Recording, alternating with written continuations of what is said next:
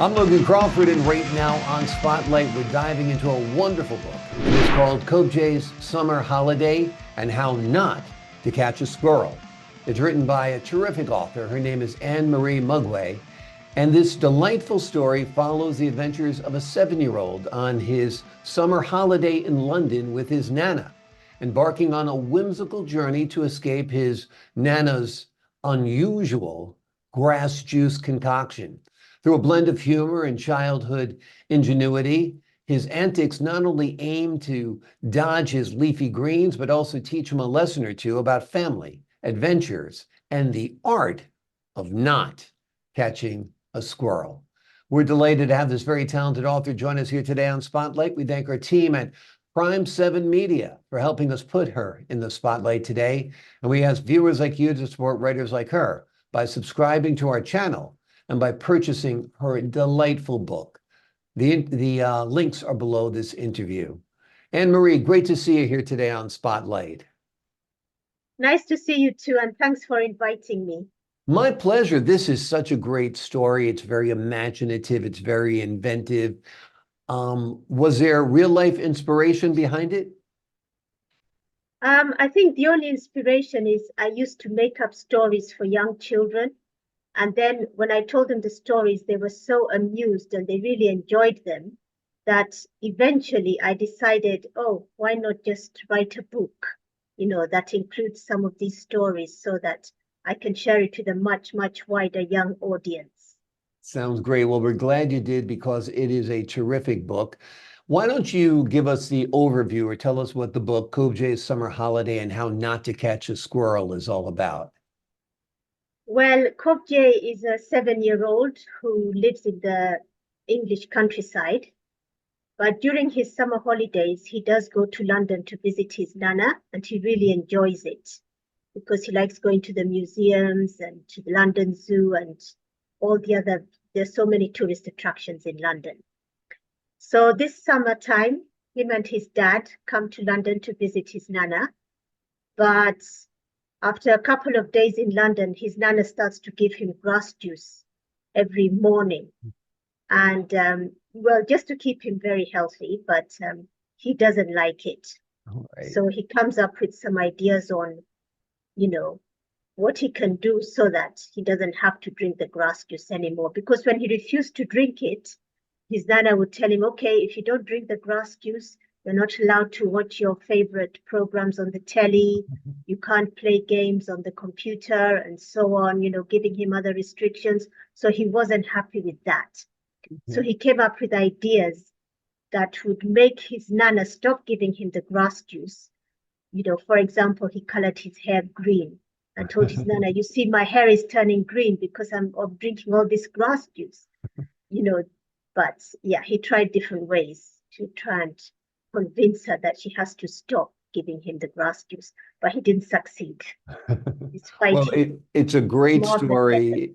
It's a lovely tale, that's for sure. And if my Nana or anybody else in my life was trying to give me grass juice, I would go to the same lengths to stop it because I don't think I'd like grass juice, but it probably is good for you. That's for sure. The illustrations in the book are wonderful as well. Tell us about those.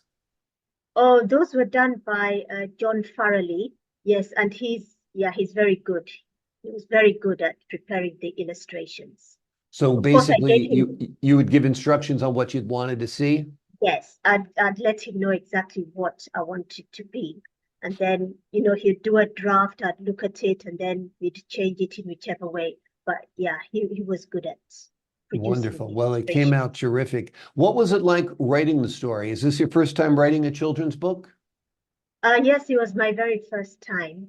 And yeah, it took me a while because I could go for days without putting in anything else in the story.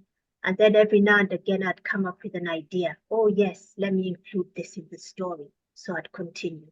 But I had no deadline, as to Right. by when should I finish writing the book. It was all very natural.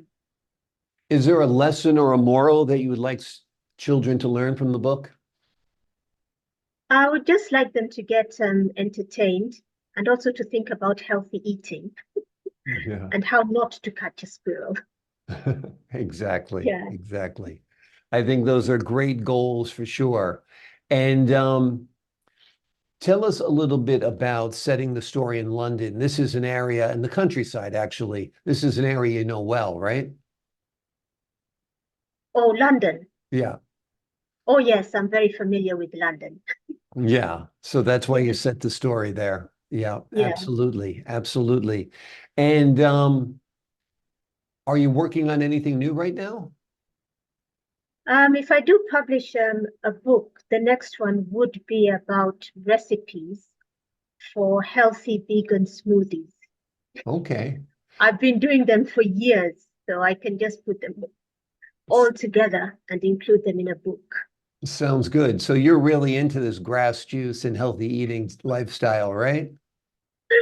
None of those recipes include grass juice. I don't think so. There will Okay. be other stuff that people are more likely to appreciate. Sounds great. Sounds Yeah. great. Now, have you envisioned Cobjay's summer holiday and how not to catch a squirrel as perhaps like an animated feature? Um, yeah, I would like it to become an animated feature as well. Yeah, that'd be great. That's the beauty about putting Yeah. work out there. You never know whose hands it's going to wind up in. So Disney, Netflix, Hulu, if you're watching, Anne-Marie's got a great story here, and it would be a terrific cartoon or animated feature for the folks at home to watch, for the kids to watch. That's for sure. How long did it take you to write the story? I can't remember exactly. Let's say maybe 1.5 years. Okay, so you worked on Yeah. it for a So, while. yeah, I just do very little here and there. As I said, I could go even for weeks without doing any more. And then I come up with another idea and include it and so on. Gotcha. Yeah. Have you read the book to any children? I haven't, but I have given it to lots of children. Gotcha. Not me reading it, maybe giving it to their parents to read to them. Right, right. Well, I think it'd probably be fun if you did like a reading at a local library or a bookstore. Get the reaction from the kids. I'm sure they love it. Thank you. Yeah, because they'd be like, oh, I don't want to drink grass juice either. I'll dye my hair green to avoid it. That's for sure. That's for sure. Well, Cobjay's got a lot of personality, that's for sure. And I think, that kind of larger than life personality really comes across well in the book. Plus the loving relationship with his Nana. I mean, so many people don't have the privilege or the good luck to have a Nana who's close to them in their lives anymore because we all live so far away from where we grew up and all that, right? Yeah. Yeah. Yeah, he and Cobjay has comes up with some very innovative ideas. Maybe he's only 7 years old, but I think he's more intelligent than maybe some 11-year-olds. Exactly, exactly. Yes, he has come up with some great antics as well. That's for sure. That's for sure. And so your next book, if you write a book, would be a book of vegan recipes for smoothies. That sounds great. And no more Adventures of Cobjay. You thinking of that about that possibly? No, not yet. I'm not thinking of that. Okay, sounds good. Yeah. Sounds good. So it must have been wonderful when you got the physical copy of the book to see the book actually published, right? Yeah, that was good. Yeah. Yeah, Nice to know it was available to a lot more people, not just a absolutely. few people that I knew, but everyone everywhere else. Yeah, Yeah. absolutely. Well, it's a terrific story. The name of the book is Cobjay's Summer Holiday: How Not to Catch a Squirrel by Anne-Marie Mugwe. It is a wonderful story, a delightful story. It follows the adventures of 7-year-old Cobjay during his summer holiday in London with his Nana. And he does not want to drink the grass juice that Nana thinks is very, very good for him and that he should try. He goes through all kinds of hijinks to escape the juice. And through a blend of humor and childhood ingenuity, his antics not only aim to dodge the leafy greens, but teach him a lesson or two about family, adventure, and of course, the art of not catching a squirrel. It's a great book.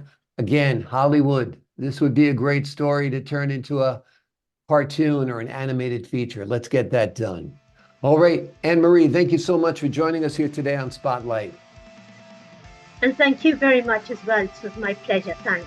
Pleasure's been all mine. To the folks at home, I'm Logan Crawford, thanking you for your time this time. Until next time on Spotlight.